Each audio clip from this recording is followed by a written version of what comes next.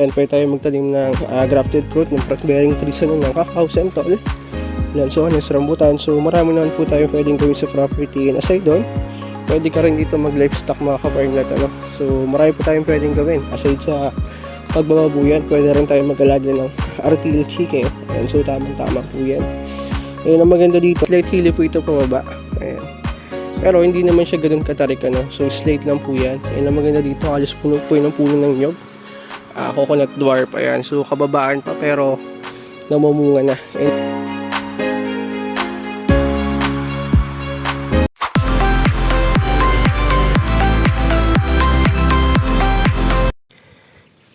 Good day mga ka-farmlat. Ayan, so new available property po tayo today. So ang location po nito is Santa Elena, Camarines Norte. So bali, boundaryan lang po ito ng Calawag, Quezon at Santa Elena, Camarines Norte. Ano po? So yung size po ng property natin is 1.2 hectare and along barangay road po ito pero undeveloped pa. Ayan. So hindi natin considered na barangay road yan. Pero ito po ay daan talaga para sa mga farmlat, para sa may mga property sa likod, ano, para magkaroon sila ng access paglalabas ng produkto nila. Ayan. So bali ito po yung undeveloped pa na road, ano. So yun mga ka-farmlat, bali dito mag-start yung property niya. Ayan, yung portion na yan. So may bakod naman po ito paikot kaya di ka na rin maliligaw. Ayan. Ayan ang maganda dito mga ka-farmlat. So may access road ka na papasok sa property mo, ano. So may distance lang po ito from National Highway na estimate natin is nasa 200 meters more or less, ano, yung distance niya from National Highway. Ayan. And sa loob nito mga ka-farmlat, may backyard na rin yan. Yan, kung plano mag-alaga ng baboy, so pwede. Ayan. So may bakod naman na po yung paikot. Ayan. Kaya kita mo na rin yung boundaries ng property mo. And halos puno po yun ng puno ng nyog. And kababaan pa. And ang maganda dito, although mababa yung puno ng nyog niya, dasik po yun mamunga and malaki yung bunga niya. Pero kung papansin nyo, halos bagong harvest lang po yan. Ayan, kalalagas lang nila na bunga. Ayan, bali ito naman po yung backyard niya, ano. So bilangin natin sa 2, 3, 4. May 4 na pitak po kayo dito. Ayan, so I think nasa, kahit lagyan natin yan ng tigpa 5 heads, so I think ang kayang ilaman nito is nasa 20 to 30 heads po ng baboy ang pwedeng ilagay dito, ano. So sa baba meron din, so sa patubig meron naman, and sa kuryente meron din mga ka-farmlat at meron din pong signal sa property, ano. So yung structure ng lupa natin is slate hilly po ito pababa. Ayan. Pero hindi naman siya ganoon katarik, ano. So slate lang po yan. And ang maganda dito, halos puno po yun ng puno ng nyog. Coconut dwarf, ayan. So kababaan pa pero namumunga na. And dasik po ngayon mamunga mga ka-farmlat. Ayan. And malalaki rin yung bunga niya. Sa baba naman, may 3 pitak siya, no. I think kaya maglaman niya ng 10 heads, ano, pababa, bawat isang pitak. Ayan. Ganda, panalo. Ganda ng ambience mga ka-farmlet. So babain natin. May kasama po tayong buyer ngayon, pero yun ay option lang. Kung sakaling di rin nila makuha, available po ito. Ayan. Pero may gustuhan na silang property. So isa lang din to sa possible option, ano, para at least hindi rin masayang yung lakad nila kasi sila po ay galing pa ng Las Piñas, ano. Ayan, so napakasipag nila kasi motor lang po ang service nila going dito sa Quezon. Ayan. Kala ko dagat na, ay hindi, malayo-layo pa pala. Ayan. Ayan. So panalo to mga ka-farmlet. Mataba naman po yung lupa, ano? Kaya tamang-tama ito kung mahilig ka magtanim.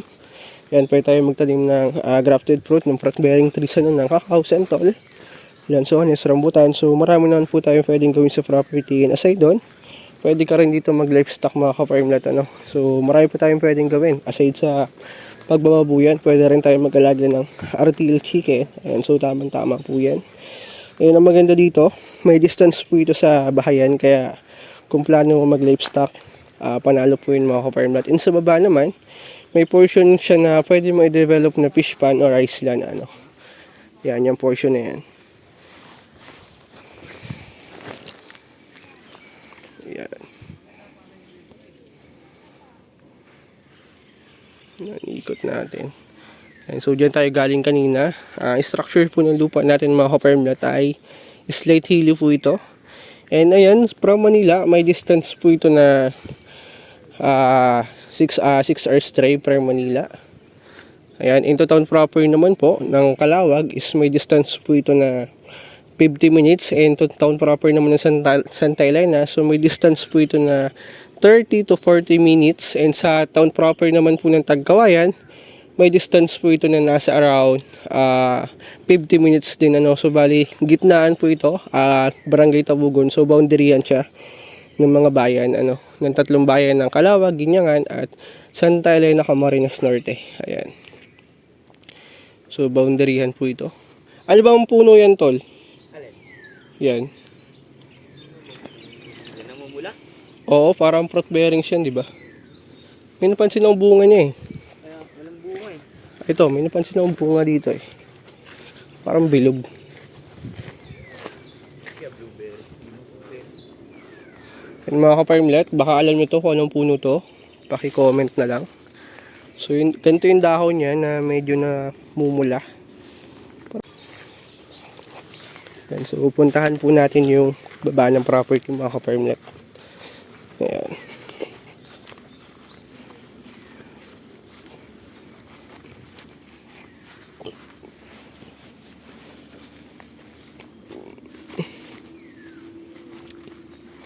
Yun mga ka-farmlet, may small creek po sa property kung napapansin nyo. Kaya kung gusto mo gumawa ng fish pond, pwede.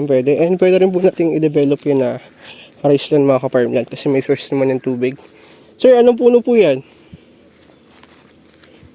Yan sir, anong puno yan? Suwa yata eh. Suha. Oo.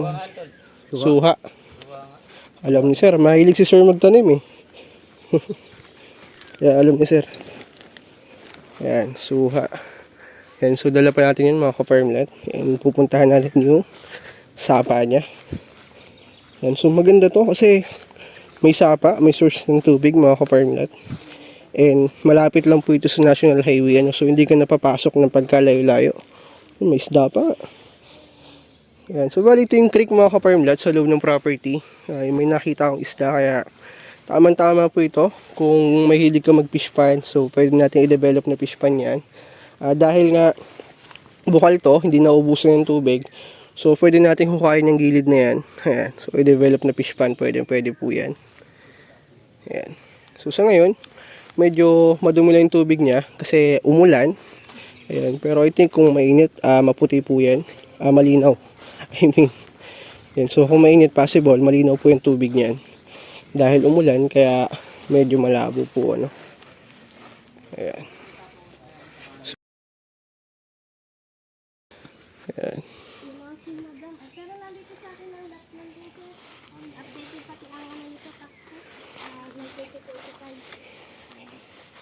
Yun. So isa sa maganda dito, mga farmlet, TCT title po ito, updated tax, and alive po ang seller. Kaya clean title po ito.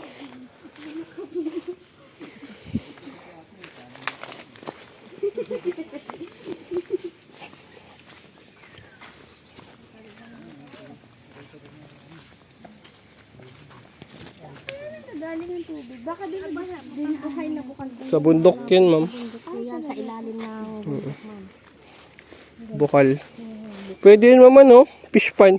Ayun nga. Papalawakin mo lang yung Ang nandun. maganda dito, sir, maganda yung isda. Yung tilapia. May isda ako nakita eh. Meron nga rin ang nakita eh.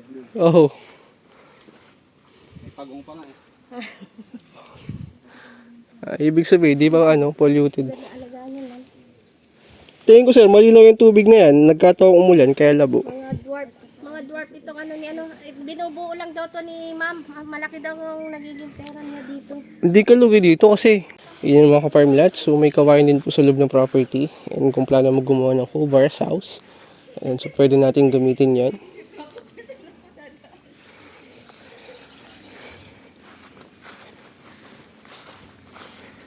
Yun, ah, sir? Hindi malabo yung tubig. Hindi mo lang kasi... Malabo lang talaga. Pero pwede mo gawin yung fish pond. Hindi, mo lang kasi. Tubig tabang. Kawayan ko. Maliliit pa. Maliliit pa nga lang. Kung may kawain, ibig sabihin matubig talaga itong area na to.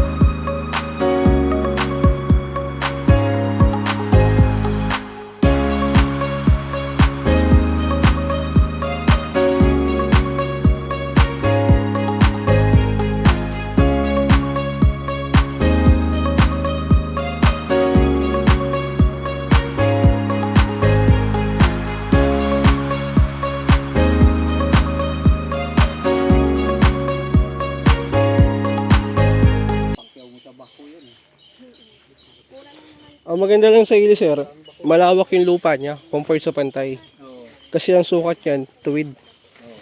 Kaya kung magtatalim ka, maganda rin ang hili.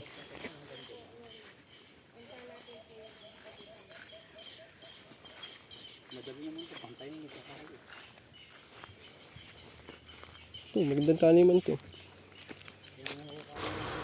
Kung naghahanap ka ng farm for farming ka farm lot, ayan, so much better po ang hili na farm, ano. So, ang advantage po ng hili, hindi siya naistakan ng tubig, and aside doon, so mas malawak yung land area niya, ano, compare sa pantay, kasi diretso po ang sukat nito, kaya mas malawak yung kalupaan niya compare sa flatland property mga ka-farm lot. Ayan. So, ayan. So, maganda rin naman yung area na to. And ang location lang po nito is Santa Elena, Camarines Norte. Ayan. So, from Manila, mag-drive lang tayo ng almost 5 to 6 hours. Mga 6 hours po possible. Ayan. From Manila. And along the road to mga ka-farm lot, kaya car accessible po ito. So, kung may service ka, pasok naman po sa property, ano. From National Highway ng Manila to Bicol, so almost 150 to 200 meters lang po yung distance niya. Yan, so napakalapit, ano. And ang maganda dito, malapit siya sa national, unlike sa mga ibang property ko na hawak. So magdadrive ka pa ng 50 to 1 hours from National Highway. And ang good thing dito mga ka-farm lot, kahit gabi, mabilis puntahan yung property kasi malapit lang sa National Highway, ano. And yan, so accessible naman po ito puntahan kasi may kalsada na siya. So old road to mga ka-farm lot, kalsada yan pero hindi pa cemented. Advantage naman yun mga ka-farm lot kasi kung yan cemented na, baka hindi na ganito yung presyo nito, ano. So sa presyo niya, hindi mababa at hindi rin naman ganun kataas, ano. So sakto lang mga ka-farm lot kasi medyo mataas na po talaga ang value ng property dito sa Barangay Tabugon kasi po ito ay crossing, ano, boundaryhan to ng Cam Norte at Calawag, Quezon. Ayan. Mura pa rin siya kung tutuusin kasi clean title po ito, and ang pricing po ng property dito mga ka-farm lot is per square meter na, ano, if malapit sa National Highway. Ayan, kaya mataas na po, ano. So ang bentahan naman nito mga ka-farm lot is all in na siya, ano. So 1.3 hectare and 1.3 M din po yung asking price ni seller. So ang good thing naman diyan, clean title po ito, buhay seller, and updated yung tax, ano. So meron nga diyan mura, kaya lang yung documents nako napakasalimot po. So may mga ganyang case, may ganyang scenario talaga. Kaya anhin mo naman yung ganda ng property, mura nga, masalimot naman yung documents or walang sariling right of way. Ayan. So yun mga ka-farm lot, kung interesado ka, i-message nyo lang sa Viber, WhatsApp. Ayan, so sasagot naman po ako.